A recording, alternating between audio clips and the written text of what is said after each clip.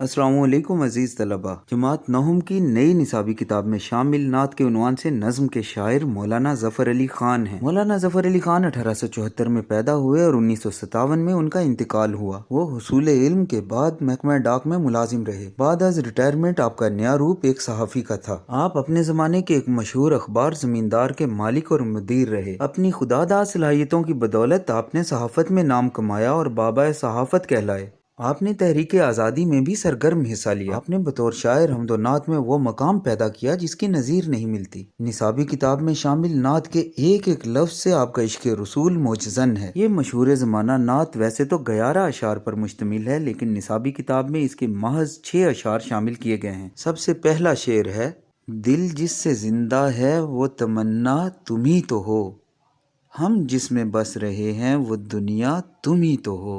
तमन्ना का मतलब ख्वाहिश, आरज़ू, बसना, आबाद होना, रहना। और अब इस शेर की तशरीह। शायर के दिल में हुब्बे रसूल और इश्क रसूल सल्लल्लाहु अलैहि वसल्लम का जज्बा खूबसूरत अल्फाज की शक्ल में अपना इजहार कर रहा है। ज़माने में ज़िंदा रहने के लिए, ज़िंदगी गुजारने के लिए और इंसानियत को फ़ायदा पहुँचाने के लिए कोई ख्वाहिश, जुस्तजू या आरज़ू ऐसी होनी चाहिए जो एक रहनुमा का किरदार अदा करे, जिंदा रहने और इस दिल के धड़कते रहने की वजह बने। ऐ प्यारे रसूल खातमुन नबिय्यीन सल्लल्लाहु अलैहि व अला आलिहि व असहाबी वसल्लम, दिल को जिंदा रखने वाली वो ख्वाहिश, वो आरज़ू आप सल्लल्लाहु अलैहि व अला आलिहि व असहाबी वसल्लम का इश्क है जो हमारे रगो पै में सरायत किए हुए है। आप सल्लल्लाहु अलैहि वसल्लम की सीरत तैयबा है जिसका एक एक गोशा हमारे लिए उजाले बखेर रहा है। आप सल्लल्लाहु अलैहि व अला आलिहि व सहाबी वसल्लम ही इस दुनिया की तख्लीक का बाइस हैं। खुदाए बुजुर्गो बरतर ने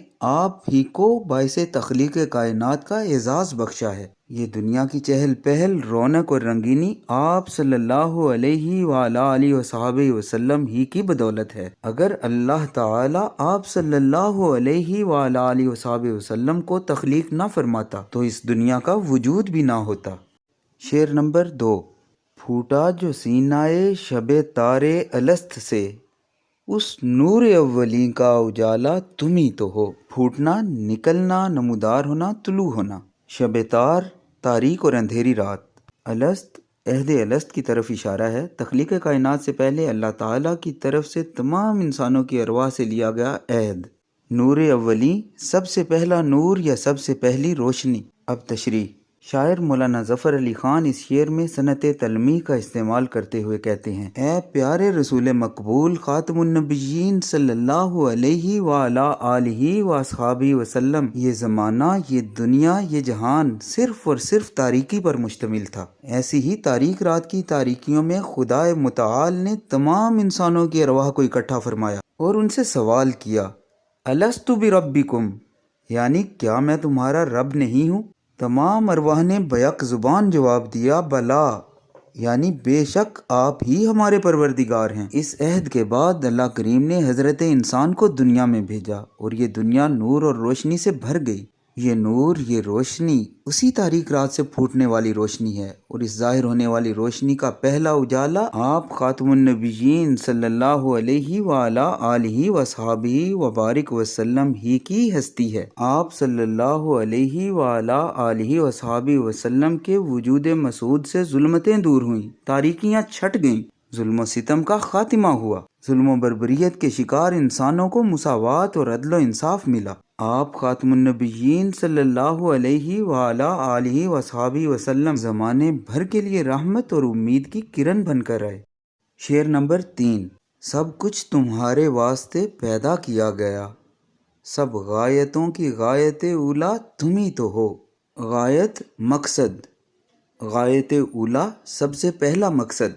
शायर इश्क़ रिसालत से लबरेज़ लहजे में कहता है कि अगर खालिक कायनात ने आप सल्लल्लाहु अलैहि वसल्लम के वजूद मसूद को मबूस ना करना होता तो इस दुनिया की तख्लीक भी ना फरमाता। अल्लाह ताला ने इस ज़मीन को अगर सब्ज़े और फूलों से खूबसूरती की खिलत अता की है, चाँद और सूरज से इस ज़माने को ज़िया बख्शी है, आसमान को तारों से सजाया है, दुनिया को रंगीनी और चहल पहल अता की है, تو یہ تمام تر اہتمام اور بندوبست صرف آپ خاتم النبیین صلی اللہ علیہ وآلہ آلہ وصحابہ وسلم کی آمد کی تیاری تھی، اور اس کائنات کی ہر شے آپ صلی اللہ علیہ وآلہ آلہ وصحابہ وسلم کے لیے ہی پیدا فرمائی گئی ہے۔ تخلیق کائنات کے پیچھے خدائے مطلق و لم یزال کے تمام مقاصد میں سب سے پہلا مقصد آپ صلی اللہ علیہ وآلہ وسلم کی تخلیق اور بعثت ہی ہے، یعنی آپ ہی باعث تخلیق کائنات ہیں۔ شعر نمبر 4۔ جلتے ہیں جبریل کے پر جس مقام پر، اس کی حقیقتوں کے شناسا تم ہی تو ہو۔ پر جلنا، طاقت نہ رکھنا، بے بس ہو جانا۔ جبریل اللہ تعالیٰ کے مقرب فرشتے کا نام، جن کا کام پیغمبروں پر وحی لانا ہے۔ شناسا، واقف، جاننے والا۔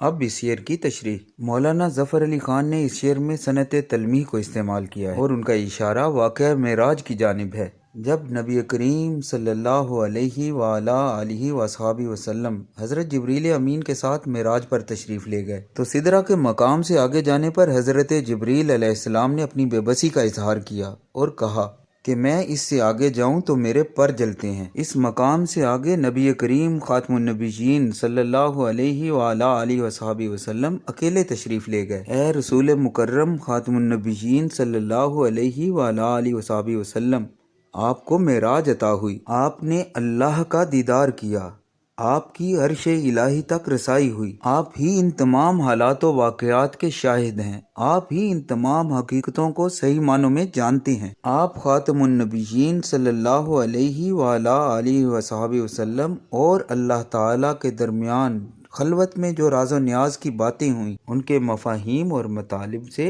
آپ ہی کی ذات اقدس بخوبی آگاہ ہے۔ ہم جیسے محدود عقل رکھنے والے انسان ان تمام باتوں اور حقیقتوں کو سمجھنے سے قاصر ہیں۔ شعر نمبر 5۔ گرتے ہوں کو تھام لیا جس کے ہاتھ نے، اے تاجدار یثرب و بطحا تم ہی تو ہو۔ تھام لینا، سہارا دینا۔ یثرب مدینہ منورہ کا پرانا نام، بطحا مکہ معظمہ وادی مکہ، تاجدار بادشاہ۔ شاعر کہتا ہے کہ یہ دنیا، یہ زمانہ ناانصافی اور ظلم و بربریت سے بھرا ہوا تھا، انسان ہی انسان کو اپنے ظلم و ستم کی چکی میں پیس رہا تھا، طاقتور کمزوروں کے تمام تر حقوق غصب کیے ہوئے تھے، غلاموں، ناداروں، یتیموں اور بے بس انسانوں کو آپ کی آمد سے بہت بڑا سہارا اور آسرا ملا۔ آپ خاتم النبیین صلی اللہ علیہ وآلہ آلہ وصحابہ وسلم جو مدینہ اور مکہ میں اسلامی سلطنت کے بادشاہ اور تاجدار بھی ہیں، آپ خاتم النبیین صلی اللہ علیہ وآلہ آلہ وصحابہ وسلم نے تمام پسے ہوئے اور مظلوم لوگوں کو ان کے حقوق عطا فرمائے۔ یہ آپ خاتم النبیین صلی اللہ علیہ وآلہ آلہ وصحابہ وسلم کا ہی فیضان تھا کہ امیہ جیسے ظالم کافر کے بے پناہ تشدد اور ظلم و ستم کا نشانہ بننے والا غلام نہ صرف آزادی سے آشنا ہوا، بلکہ اسلام قبول کرنے کے بعد اسلامی مساوات کے اصولوں کے مطابق عزت اور توقیر کا حقدار ٹھہرا۔ حضرت بلال رضی اللہ تعالی عنہ کو حضرت علی رضی اللہ تعالی عنہ، حضرت ابوبکر صدیق رضی اللہ تعالی عنہ، حضرت عمر فاروق رضی اللہ تعالی عنہ، حضرت عثمان غنی رضی اللہ تعالی عنہ اور دیگر جلیل القدر صحابہ کبار رضوان اللہ علیہم اجمعین بھی سیدنا بلال کہہ کر پکارتے تھے۔ اگر آپ خاتم النبیین صلی اللہ علیہ وآلہ آلہ وصحابہ وسلم کا دست شفقت نہ ہوتا تو مظلوم اور غلام اسی طرح پستی کا شکار ہی رہتے اور ہمیشہ ظلم و ستم ہی برداشت کرتے رہتے۔ شعر نمبر 6۔ دنیا میں رحمت دو جہاں اور کون ہے، جس کی نہیں نظیر وہ تنہا تم ہی تو ہو۔ رحمت دو جہاں، دونوں جہانوں کے لیے رحمت، نظیر مثال، تنہا اکیلے۔ اور اب تشریح۔ شاعر کہتا ہے کہ اے رسول امی خاتم النبیین صلی اللہ علیہ وآلہ آلہ وصحابہ وسلم، اللہ تعالیٰ نے آپ کو دونوں جہانوں کے لیے رحمت بنا کر بھیجا ہے۔ فرمان الہی ہے وَمَا أَرْسَلْنَاكَ إِلَّا رَحْمَةً لِّلْعَالَمِينَ، یعنی ہم نے آپ کو نہیں بھیجا سوائے تمام جہانوں کے لیے رحمت۔ آپ خاتم النبیین صلی اللہ علیہ وآلہ آلہ وصحابہ وسلم سراپا رحمت ہیں۔ آپ نہ صرف انسانوں کے لیے رحمت بن کر آئے بلکہ آپ کی رحمت جانوروں، پرندوں اور حشرات الارض کے لیے بھی یکساں ہے۔ آپ خاتم النبیین صلی اللہ علیہ وآلہ وسلم نے جانوروں کے حقوق کا خیال رکھنے کا درس دیا۔ ایک صحابی نے ایک چڑیا کے بچے گھونسلے سے اٹھا لیے۔ آپ صلی اللہ علیہ وآلہ وسلم نے انہیں واپس رکھنے کا حکم دیا۔ ایک صحابی نے چیونٹیوں کے بل کو آگ لگائی تو بھی آپ خاتم النبیین صلی اللہ علیہ وآلہ وسلم جلال میں آ گئے۔ آپ صلی اللہ علیہ وآلہ وسلم کی رحمت وسیع ہے، آپ شفیع المذنبین ہیں۔ آپ کی ہستی کی صفات کی کوئی مثال اور نظیر نہیں ملتی۔ نہ آپ جیسا کوئی آیا نہ آئے گا، بلکہ اللہ تعالیٰ نے تو آپ صلی اللہ علیہ وآلہ وسلم کو مبعوث فرمانے کے بعد نبوت و رسالت کا در ہمیشہ کے لیے بند کر دیا۔ بقول سید نفیس الحسینی، اے رسول امی خاتم المرسلین، تجھ سا کوئی نہیں، تجھ سا کوئی نہیں، ہے عقیدہ اپنا بصدق و یقین، تجھ سا کوئی نہیں، تجھ سا کوئی نہیں۔